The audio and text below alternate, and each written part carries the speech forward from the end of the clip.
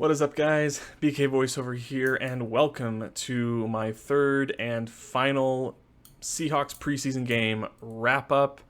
I know it's a couple of days behind, but I like to take my time to go through the film. Again, I did watch the game all through on Friday, but I like to sit down and sort of like mull over what I saw before I give like my final thoughts on how the game went and my notes and stuff like that. So to start off, just a quick rundown of what we're going to go over in this video. We're going to be covering, just doing a quick overview of the game itself, what happened when we played in Dallas, going through my winners and losers of the game, as well as going through my final 53-man roster prediction before the final roster cutdown date. So in case you guys don't know, now that they've played their final preseason game, Seattle has until 4 o'clock Eastern time or 1 p.m. Pacific time on this coming Tuesday to cut, waive, put players on injured reserve, get their roster, their active roster down to 53 players, so that they're ready to go for kickoff, not this coming week, but next week. So, without further ado, we will go ahead and get started. If you like the content, be sure to like the video. It lets me know that I'm doing a good job. And then in addition, if you want to be aware of all of my Seahawks regular season, off-season, and hopefully post-season content going forward, be sure to subscribe to the channel. We're going to be doing a lot more content and videos here once the regular season gets underway. And then, of course, be sure to hit the bell icon to be notified whenever I post. So without further ado, let's get in to this final preseason game in Dallas. So unfortunately, the game did not end in the way that we all wanted. Seahawks lose in the fourth quarter, 27-26. Lots of good bright spots in this game. Lots of negatives in this game.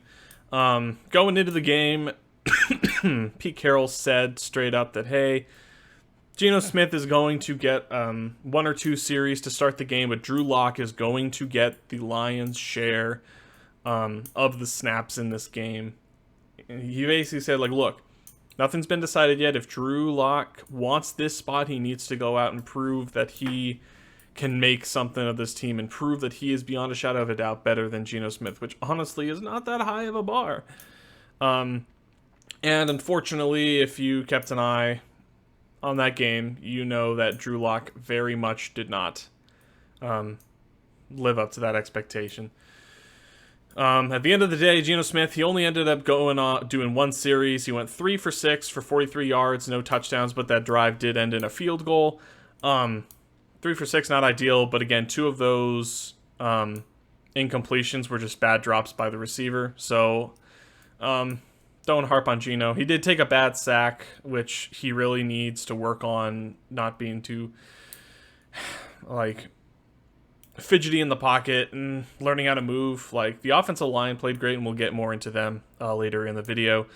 But the offensive line was giving him plenty of time on that first drive, and he really needs to do more. They also got assisted by a ticky-tacky pass interference call that went against Dallas that got them up the field and into field goal range. Phil Haynes also had a holding penalty on that drive, but again, not a massive deal.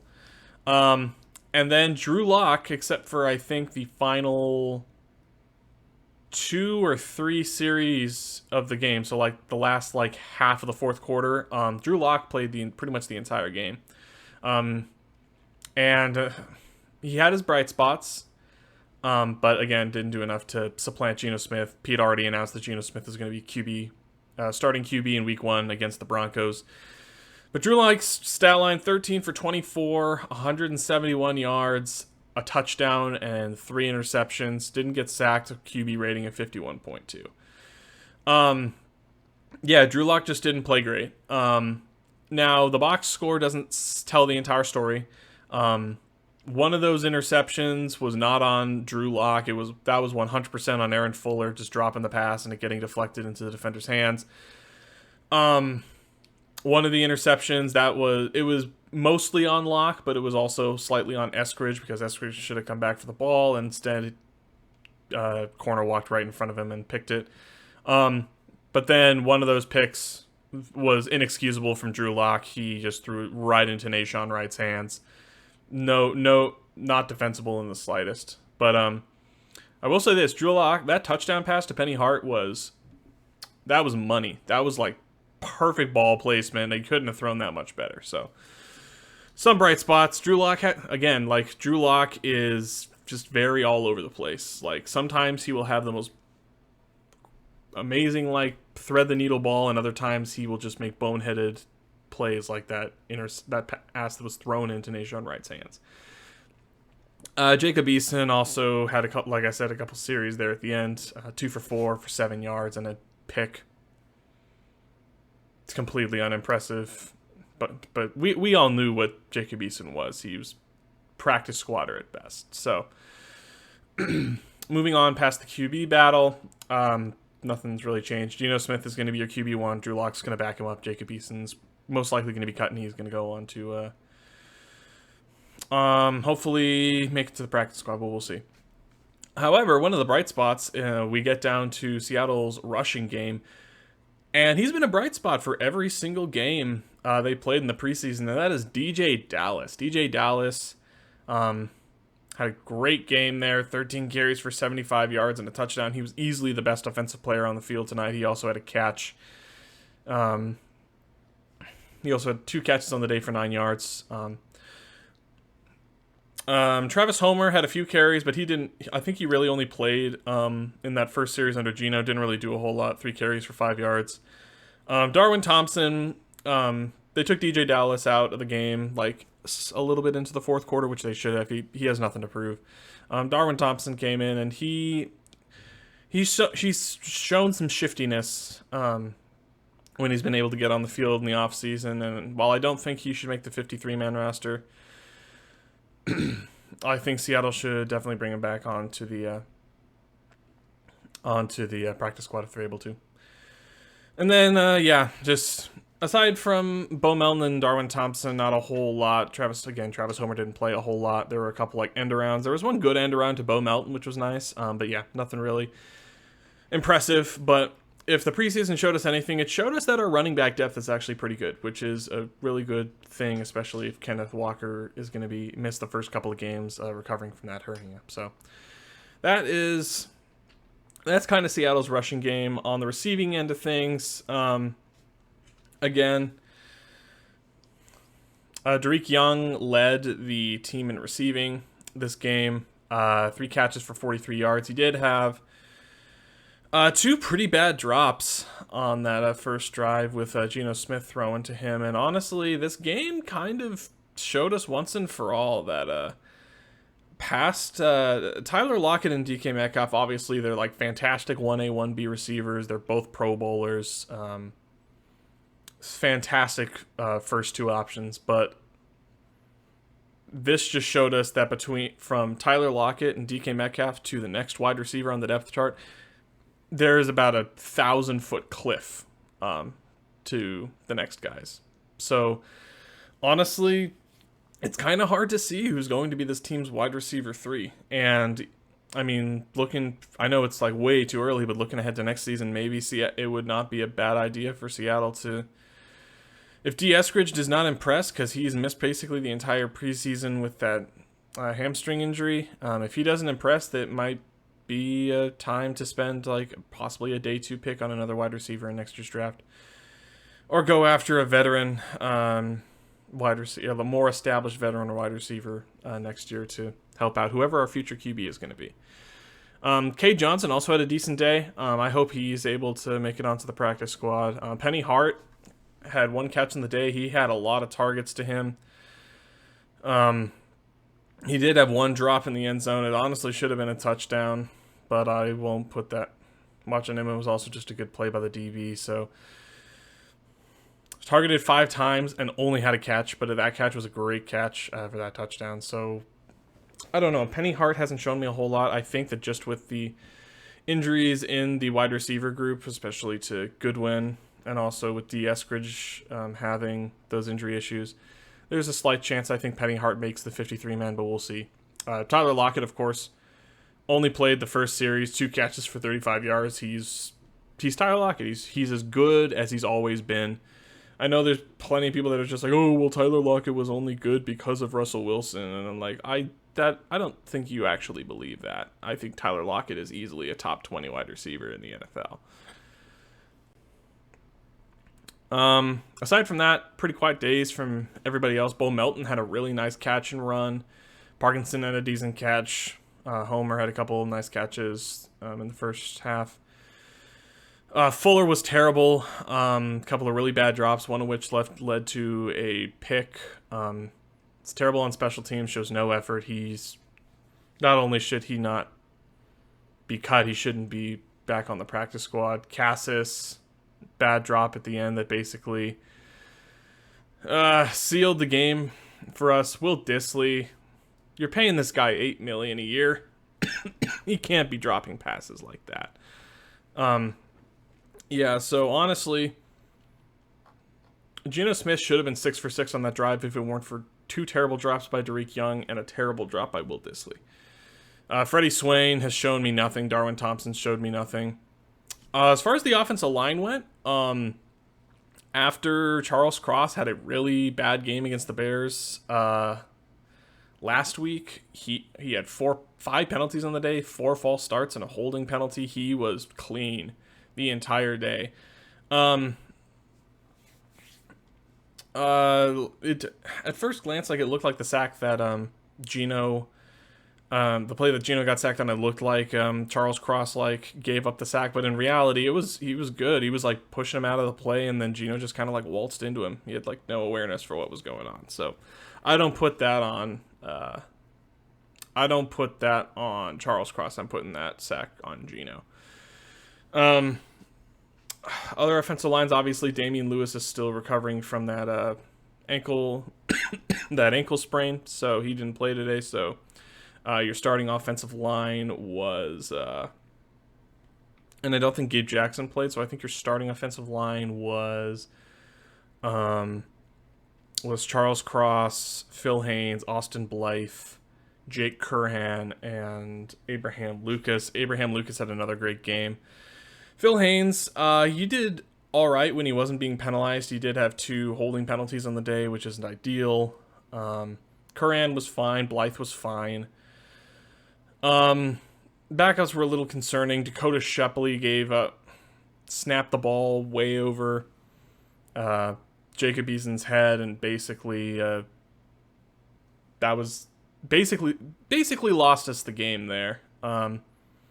Jacob Eason had a chance to go down and at least get us in field goal range to win the game, but unfortunately Dakota Shepley, I was hoping that he would be better than Fuller, but he has shown me literally nothing that he's better than Fuller, so doubt he makes the roster, but we'll see. One of the very underrated guys who was on the field for most of the night was UDFA linebacker Joel excuse me, my goodness. Was UDFA linebacker Joel Dublanco. He led the team in tackles on the day. He played most of the game on defense. He had 12 total tackles, half a sack, pass defense, and a QB hit. He did miss a couple of big tackles there, but he's a second, third string inside linebacker. It's gonna happen. Tanner Muse had a quietly good day. Lakeem Williams also had a half a sack combined for a sack with Dublanco, I think. Miles Adams was absolutely amazing. He had 6 tackles on the day, half a sack, a tackle for loss, and 2 QB hits. I mean, he's been a monster all preseason. He showed why he deserves a 53-man roster spot, and he should supplant LJ Collier. Take LJ Collier's spot on the 53-man roster. He has shown time and time again this offseason that he deserves to be ahead of LJ Collier. So, really excited to see if he makes the 53-man. He absolutely deserves it more than anybody. Vi Jones was pretty quiet today. I don't think he makes the 53-man roster, but I do think that he will be a lock to make the practice squad. Mike Jackson was a stud on the defense today. I think he easily played himself into a 53-man roster spot, especially with I don't know if Trey Brown is going to be ready to go. We know for a fact he's not going to play week 1, but the question remains to be seen if he's going to go start the year on the PUP list, which means that he is going to be required to miss the first 4 games of the season, in which case you're going to need Mike Jackson on this roster as a depth piece. So, yeah, really excited to see it. Aldon Robinson was getting a lot of pressure tonight. He had half a sack. He combined with Miles Adams, but he also missed... suffered an injury. Hopefully it's nothing serious. I haven't heard any updates. It looked kind of bad. It looked like he bruised his knee. But have not heard any final diagnosis on what he'll be dealing with. So for the time being, hoping that Aldon Robinson, it's nothing major and he's able to get back on the field here pretty quick, because he was a great player for the preseason. Didn't show up in the sack line, but he definitely is getting pressure pretty consistently in the backfield. So really happy with him. Josh Onujiogu, also a bright spot. He had a sack the other night. I thought it was Joel Dublanco that had the sack, but no, it was Onujiogu. He was a UDFA, played Division III ball at Framingham State. I don't even know where Framingham State is. But yeah, definitely didn't do well enough to make it onto the 53-man roster, but I think I've kind of been thinking of, he's kind of been like an afterthought, but I think he should definitely make the practice squad, definitely, especially if Aldon Robinson is going to be out for a little bit with that injury. So we shall see, indeed. So I guess one other nice thing, special teams was a lot better tonight. Offense was doing a lot more on the day, which was great. Against the Bears, Michael Dixon punted 10 times. This time he only had to punt 3, which is very nice, but he had a good night, averaging 53 yards per punt and a long of 62, so good for him. Jason Myers, after having 2 very suspect preseason games, came back and did his job, essentially. I'm not going to applaud him. I'm not going to say he's amazing, but because he's getting paid $5 million as a kicker, he's the 5th highest paid kicker in the NFL right now. But I'll say this, he did his job. He was 4 for 4 on field goals on the day. He hit one from 53, which when you're getting paid that much, you should be making 53 yarders. But again, 53 yarders, no gimmies, hardly a gimme. And he was also perfect on extra points, so great job by Myers to come back from a pretty crappy start to the season. It seems like he does great every other season. So he made the Pro Bowl with the Jets, and then he was great that season. Then he comes to Seattle, is mediocre. Then he has a perfect season with Seattle, and then he has a bad season last year. So if his trend lines are anything like they've looked like in the past, he's almost certainly going to have another Pro Bowl season. So we'll have to wait and see. So that is the brief wrap up of the game. Ended up losing 27-26, but even with the loss, there was a lot. I could care less what the final score is. I care more about what I'm seeing from the young guys and from the guys who are supposed to be the young nucleus of this team going forward. And I have to say, I really liked what we saw. So to give my quick recap and do my winners and losers. Where did I have that little note? I have my notes somewhere, so give me a quick sec. Let me see if I can find those notes. There they are. Okay, much better. Oh, I like that feed better. So anyways, going through my winners and my losers from the day.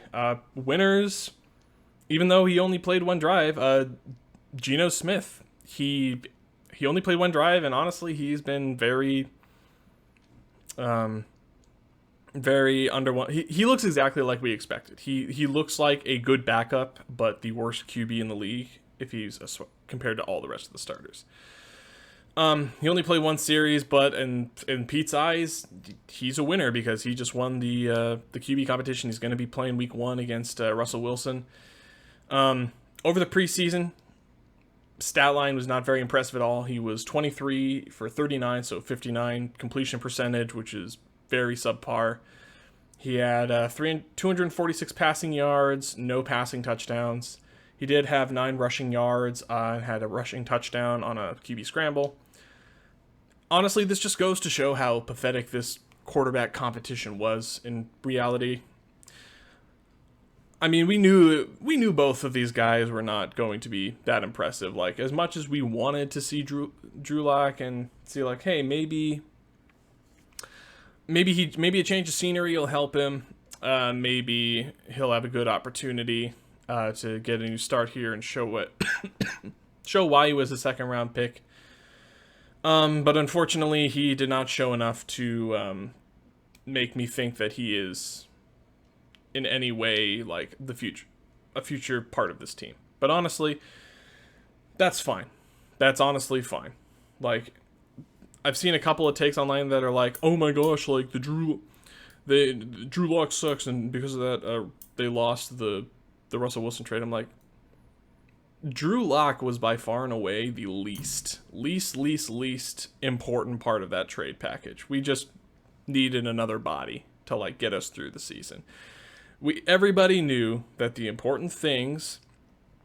most important parts of that trade were the 2 first rounders, the 2 second rounders, Noah Fant, who was a first round pick a few years ago and is a great pass catching tight end, and Shelby Harris, who is a veteran interior defensive lineman that Seattle has really needed. One of those first-round picks turned into Charles Cross, who is already looking to be like a franchise left tackle from what we've seen during the preseason, during the offseason, and hopefully what we'll see during the regular season. And that second-round pick that we got from the Broncos turned into Boye Mafe, who, while I don't think we'll see like every down usage during the regular season this year, just mainly because I think that they like what they have in their 2 starters in Darrell Taylor and Uchenna Nwosu. But I think that he is going to see some usage this year as a situational pass rusher, and while he won't be a massive part of the defense this year, I think he's going to be a huge part of this defense for the next few years to follow. So, great start. Another winner on the day, and honestly a winner for the entire preseason, DJ Dallas. And I mean, for somebody who came into this offseason, and there were some of us who were thinking that he should be cut for somebody better. He put on a show. He put on a clinic and showed why the team took him in the 4th round in 2020. He's noticeably faster this year. He lost weight. He's flashed a lot of that pass catching upside that he showed at the U. And his preseason stat line was great. He had 28 carries for 163 yards. That's 5.8 yard per carry average.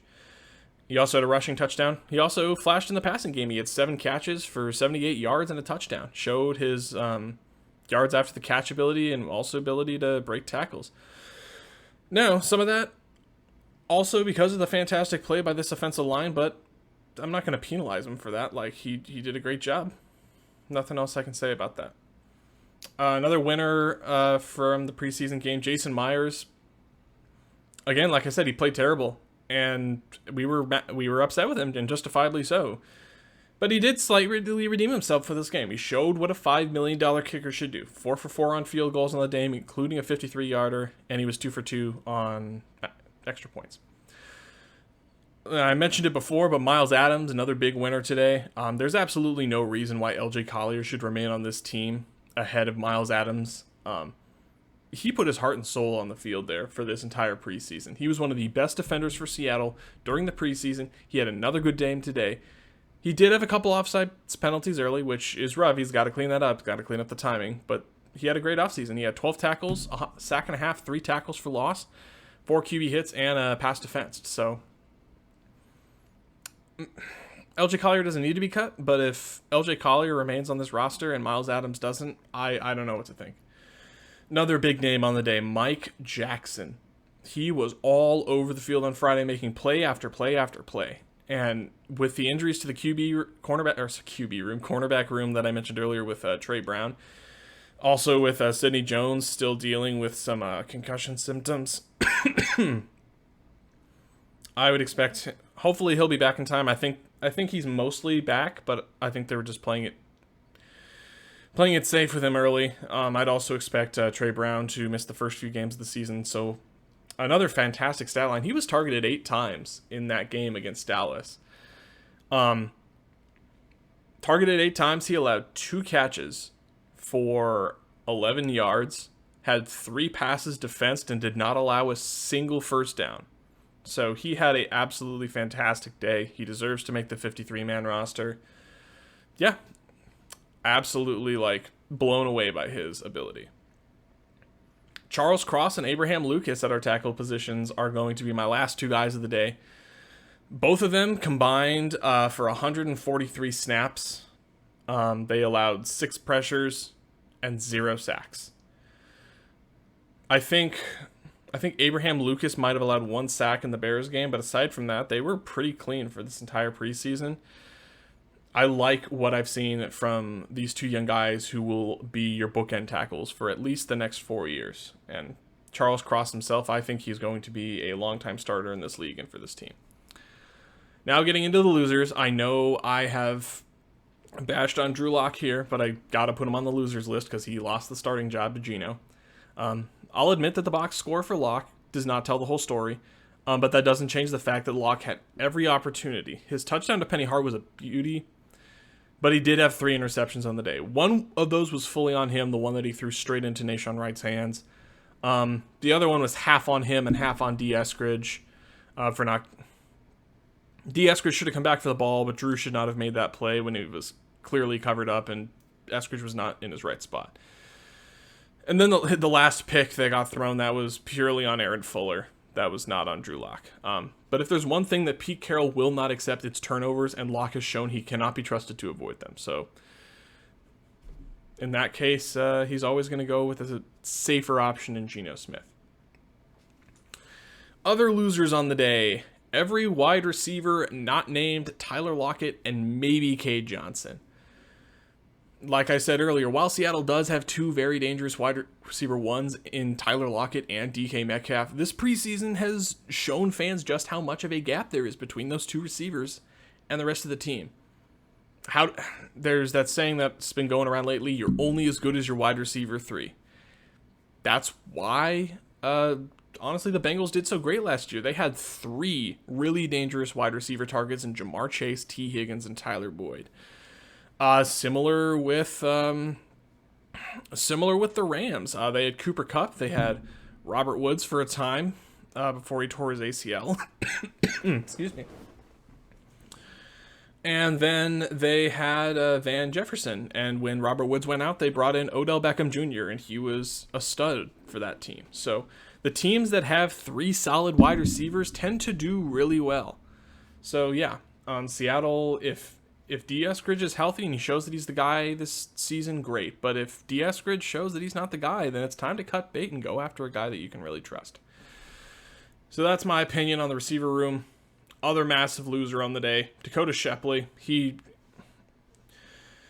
with 1 poor snap over Easton's head, he lost any chance of making 53-man. Pretty much. I think he'll make the practice squad, but my goodness, that snap, Pete was not happy. Pete was absolutely livid with his performance. So those are my biggest winners and losers on the day. So with that out of the way, we will go ahead and pull up the Seahawks roster. So now, at this point in time, I'll go ahead and double check where things are at. But at this point, I know that Seattle has already made 1 cut on the day so far. I know that I only see 1 cut so far. Let me just double check, make sure I didn't miss anything.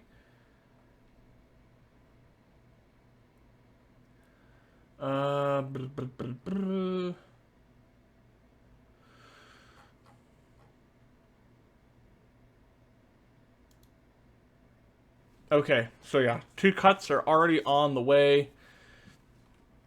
So it looks like Jamison Houston and tight end Cade Brewer have both been cut so far. So I already took Jamison Houston off, so I will take Cade Brewer off as well. They're not going to do all the cuts at one time. They're going to do like trickle cuts throughout on the next couple of days. So there are already 2 players off the list. Cade Brewer, again, didn't really see him making the roster at all.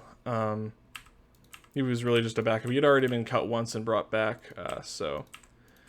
With that, Seattle just needs 26 more cuts to be in compliance with the 53-man roster. So we'll go ahead and take a look at what the roster looks like right now.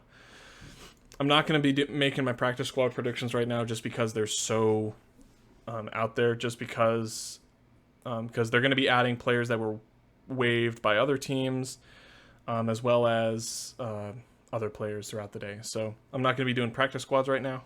We'll just take a look at the 53-man. Obviously, Gino has been announced as the starter, so he is 100% going to be making the 53-man roster. And then Drew Lock is going to be backing him up. Jacob Eason is not the guy that you want backing up Gino Smith. But again, I think Seattle might keep 3 quarterbacks, but I don't necessarily see it at the moment, so I'm going to say that Jacob Eason is going to be cut. For the running back room, nothing has really changed in my opinion. I think the same 4 guys that I predicted going into the start of the preseason are going to make it. So Rashad Penny is going to be your starter. He tweaked his groin a little bit before the first preseason game, but I don't think they were going to play him at all. So Rashad Penny should be full go for week 1, and he is going to be your RB1 because I don't think Kenneth Walker is going to be ready to go for week 1 with that hernia. Travis Homer and DJ Dallas have been great. They both showed why they deserve to be on the roster. Unfortunately, I think they're only going to keep 4 running backs as it stands right now. They might have 2 running backs on the practice squad though, so we will see, because of injury. So we'll see. But yeah, that means Darwin Thompson, Josh Johnson, Ronnie Rivers, they are all going to be cut. Ronnie Rivers was a late signing, mainly for the game itself. He was forgettable. Wide receiver room. This is going to kind of be a bit of a tough one. Yeah, this will be a little tough. Obviously, the only 2 locks, absolute locks to make the roster right now, definitely DK Metcalf and Tyler Lockett. As far as everything else goes, we'll kind of like have a little fun with this. I know that these 2 are absolutely going to make the roster.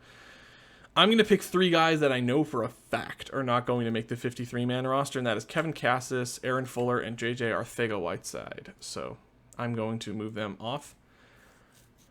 I think that they're going to keep 6 wide receivers on the roster this year just because I don't think Seattle trusts their depth a whole lot, so they might just go with quantity over quality in the backup spots. So there's really 4 more spots to fill.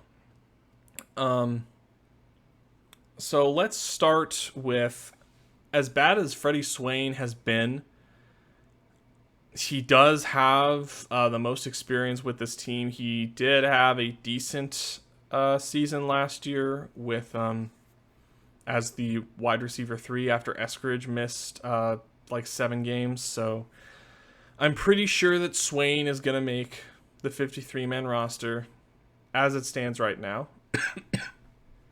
We shall see. Next one up is D. Eskridge. You spent a 2nd round pick on him, like, not in this past draft, but the draft before, and I think he has a lot of upside. He's just missed a lot of time with injury, but I don't think they're going to give up on Eskridge yet, so I think Eskridge definitely makes the 53-man roster. Now it comes down to these 5. So I got 2 more spots, and I got 5 receivers who I think could fill it. K. Johnson is twitchy, but he's not very fast, so I think he's definitely a candidate to make the practice squad, but I don't think he's going to make the 53-man roster. Penny Hart has flashed periodically. He always seems to do well in camp, but I think he had a really good rapport with Russ, and now that he's gone, I don't think he makes the 53-man roster. And again, like I'm saying, this is not who I want. This is who I think is going to make the 53-man roster.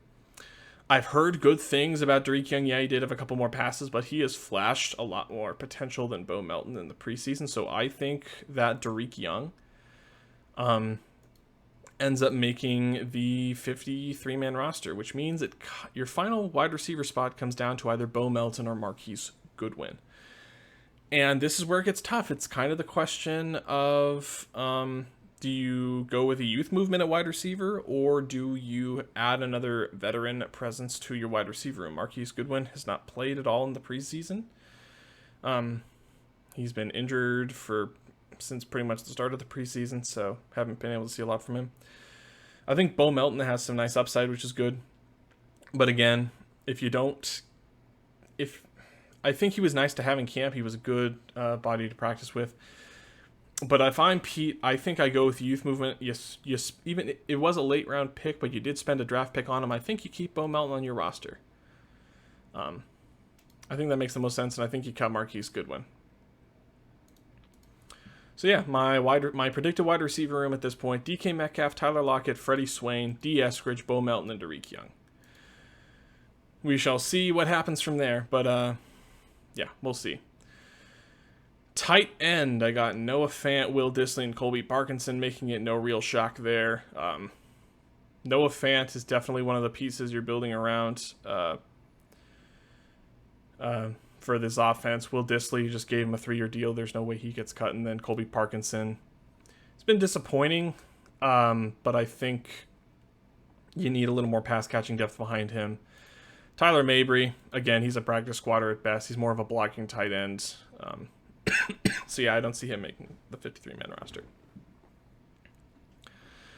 So that's 1, 2, 3, 4, 5, 6, 7, 8, 9, 10, 11, 12, 13, 14, 15 guys. So for the offensive line, the starters I think are pretty set in stone at this point. You got Charles Cross, Damian Lewis, assuming he's healthy. I don't think they are going to put him... I think they're going to keep him on the active roster. I don't think they're going to put him on IR because I think he'll be ready to go earlier than 4 weeks. I think Phil Haynes is going to start week 1 for Damian Lewis, but I still think Damian Lewis is going to be on your 53-man roster to start. So Charles Cross, Damian Lewis, Austin Blythe, Gabe Jackson, Abe Lucas, they all make the 53-man roster. Phil Haynes 100% makes the 53-man roster. He's been a stud, and also with the Damian Lewis injury, you're going to need that extra depth. Jay Curhan also definitely makes the 53-man roster. I know he played right tackle last year, but he's also been getting a lot of play on the inside at right guard. And with that Damian Lewis injury, you're going to need more of that guard depth. So I think Jay Curhan, while I do list him as a right tackle, is going to see, if it's required, some play on the inside as well. Kyle Fuller, we really only had 2 other centers on the roster, and Kyle Fuller is clearly, as much as I hate to say it, is clearly better than Shepley. He also has guard flexibility, so he will definitely make the 53-man roster. And last but not least, it comes down to Stone Forsythe and Greg Island. I think Stone Forsythe, just because you spent a draft pick on him in 2020. He's a little slow to play tackle. He might have to move inside and play guard. But I think as far as having depth, I think Forsythe is fine. And of course, that means that Greg Island, Dakota Shepley, and Liam Ryan all are cut. Getting into the defense. Well, I guess we'll go to defense next. I think it is, in my opinion, it's going to be Shelby Harris, Al Woods, Poona Ford, Quentin Jefferson, Brian Monet, and Miles Adams are going to be your interior defensive linemen. Al Woods will be your starting nose tackle with Brian Monet backing him up. Shelby Harris and Poona Ford are going to be your starting defensive ends, and then Quentin Jefferson and Miles Adams are going to be backing them up. I should make that green, because they're not being cut. Then I have LJ Collier and Gerard Hewitt being cut. So sucks to see LJ Collier being such a bust, but I can't have him on this roster ahead of Miles Adams. I don't think he's not going to make the roster over Miles Adams. Next up, taking a look at your linebacker room. Outside linebackers, well, your starting linebackers are pretty much set at this point. Jordan Brooks and Cody Barton, your starting inside linebackers, with Darrell Taylor and Uchenna Nwosu starting on the outside. No real shock there. Boye Mafe flashed a lot. He's definitely making the 53-man roster. Aldon Robinson, hopefully that knee injury is nothing significant and he's able to get back on the field pretty quickly. But yeah, he's going to make the roster. They're not going to risk subjecting him to waivers because I doubt he makes it through. With the cut of Jolie Buniwe last week, I think it basically cemented... Well, we all knew Nick Bellore is going to make the roster as well as a key special team captain. Key special team captain, as well as he can play fullback and he can play linebacker as well. With the cut of E.A. Buniwe, I think Tanner Muse also makes the 53-man roster 100% of the time. Then we go and get Tyreke Smith added to the 53-man roster. I know he's missed the vast majority of the preseason and offseason with a hip injury. But again, you spend a 5th-round pick on him. He's flashed a lot of upside when he's gotten the opportunity. I think he's still going to be a very key part of this defense going forward. So that's why Tyreke Smith makes it. And then I'm going to have Vi Jones, as much as I think Vi Jones has a lot of upside, but I'm cutting Vi Jones. Aaron Donkor is going to get cut. Joel Dublanco, Lakeem Williams, and Josh Onujogu. I think a lot of these guys have a chance of getting back on the practice squad because we're going to need that linebacker depth. But yeah, we shall see. Also, I wouldn't be surprised if Seattle is hitting the waiver wire pretty hard for linebacker depth because they desperately need it.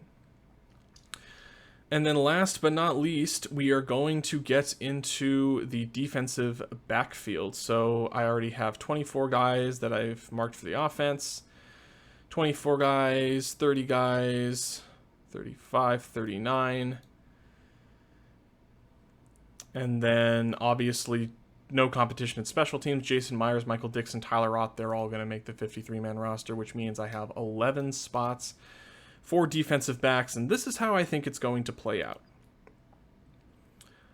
Trey Brown is going to start the season on PUP IR, I think is what's probably going to go down, so I'm going to mark him as cut, but he's not really going to be cut. He's just going to go on IR, which means he will miss the first 4 games of the season, and because of that, I'm going to have Sidney Jones, Artie Burns, Tariq Woolen, Kobe Bryant, and Mike Jackson are going to be your starting outs, or not your starters. What am I talking about? Your starting, or your outside corners on your 53-man roster.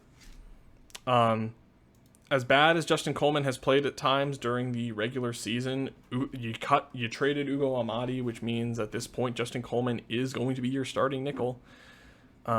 Whether we like it or not at this point. John Reed is good, but I think he's more of a depth piece, a practice squad piece. So there's a chance that with the injuries he makes the roster, but I think that there are other players that need to make the roster before John Reed. So I'm going to say he's going to get cut. And then at safety, I got 5 spots remaining on the 53-man. So obviously Quandre Diggs, Jamal Adams, they're going to make the 53-man roster, certainly. And then making the 53-man roster, Josh Jones has also flashed a ton. He's been great. I think he's basically guaranteed himself a spot, especially with the cuts of Ugo. So Josh Jones, Ryan Neal's been injured, but he's been a good backup for the team for a couple of seasons now, so I think he makes it. And then with the cut of Ugo Amadi, the trade of Ugo Amadi, I think Marquise Blair makes it. He hasn't been stellar at all during his time in Seattle. This is his last chance, but I think you really need the defensive back depth, and him and Kobe Bryant have also shown the ability to play nickel, and if Justin Coleman shows that he's not the guy, I think either of them could move over. Which means that Deontay Williams, Scott Nelson, Joey Blunt, who are all UDFAs, are going to get the axe here. So that's how the roster is currently shaping up. And that's going to be your 53-man roster, is my prediction. It's probably not going to play out this way because they're almost certainly going to try and add a few guys at the for off waivers And there's going to probably be a couple more trades and other interesting moves that happen before Tuesday. But yeah, that's a quick breakdown. Quarterback, you got Gino Smith and Drew Lock. Running back, you got Rashad Penny, Kenneth Walker, Travis Homer, and DJ Dallas.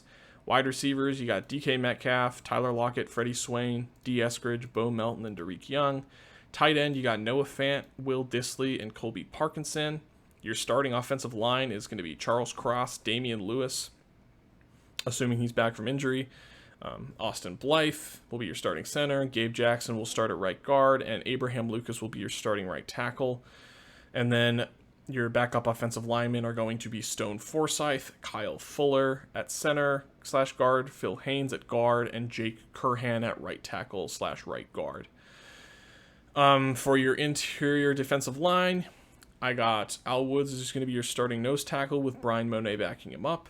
Shelby Harris and Poona Ford are going to be your starting defensive ends, and then Quentin Jefferson and Miles Adams are going to back them up.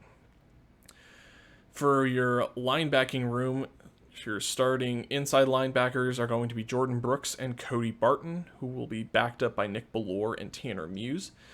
Your outside linebackers are going to be Uchenna Nwosu and Darrell Taylor to start, with Boye Mafe, Aldon Robinson, and Tyreke Smith backing them up. Your starting outside corners are going to be Sidney Jones and Artie Burns, assuming Sidney Jones is back from that concussion.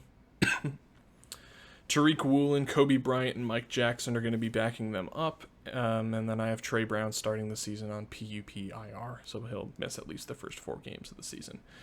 Nickel corner, I think Justin Coleman is going to be your starter. You really don't have anybody else that has proven experience at that nickel spot. Kobe Bryant flashed a little bit during the preseason. Marquise Blair has some experience there, but again, with Ugo Amadi getting traded, there's really no other option for your starter. And then, of course, no surprises for your starting safeties. Quandre Diggs is going to be your starting free safety. Jamal Adams is your starting strong safety. Josh Jones, Ryan Neal, and Marquise Blair will be backing them and Justin Coleman up. And then, of course, on special teams, no surprises. Jason Myers is going to be your kicker. Michael Dixon's going to be your punter. Tyler Ott is going to be your long snapper. And with that, that is my quick recap and my 53-man roster prediction going into the start of the regular season here next week. So thank you guys so much for watching. If you guys still indeed are, if you haven't already, drop a like on the video. Really appreciate it. Really means a lot. And then, of course, be sure to hit the subscribe button for all my content that I'm going to be putting out here during the regular season as well. And, of course, be sure to hit the bell icon to be notified whenever I post. So thank you guys so much for taking the time. Hope you guys like the content. And, as always, go Hawks.